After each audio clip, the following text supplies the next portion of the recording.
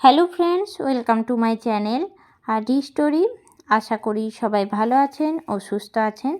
আমার আজকের recipe South Indian street food medu vada. ডাল চাল ভেজানোর ঝামেলা ছাড়াই আজ আমি এই বড়া তৈরি করেছি। দেখে নিন আজকের রেসিপিটা, আশা করি সবার খুব ভালো লাগবে।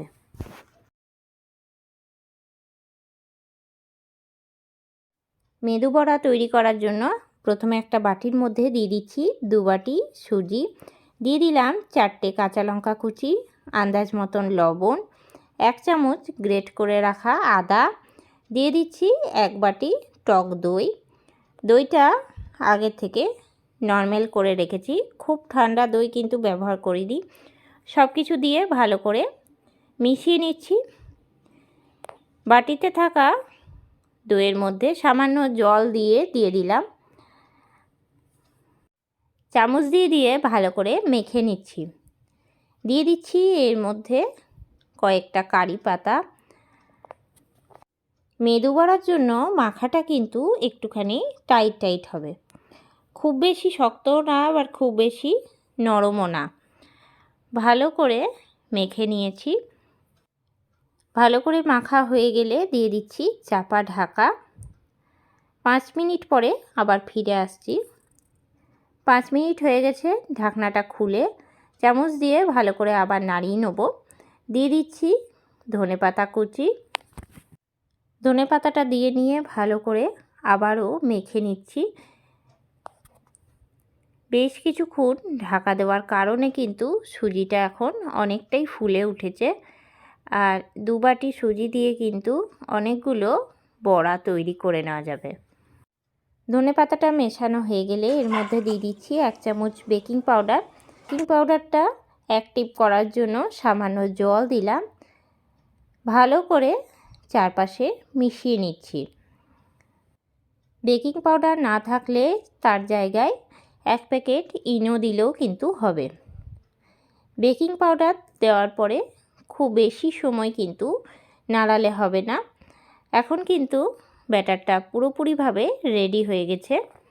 এরপরে হাতে সামান্য তেল নিয়ে নিয়েছি আর বড়ার শেপ করে নিচ্ছি। প্রথমে গোল করে নিতে হবে হাতের তালুতে রেখে, তারপরে ঠিক মেদু বড়া যেরকম মাঝখানটা একটুখানি গোল থাকে সেরকম আঙুল দিয়ে আমি মাঝখানটা একটুখানি গোল করে নিচ্ছি।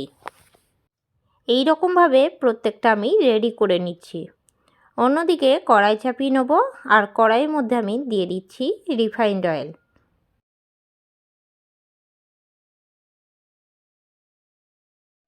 কড়াই চাপিয়ে নিয়েছি আর কড়াইয়ের মধ্যে দিয়ে দিচ্ছি ভাজার জন্য তেল।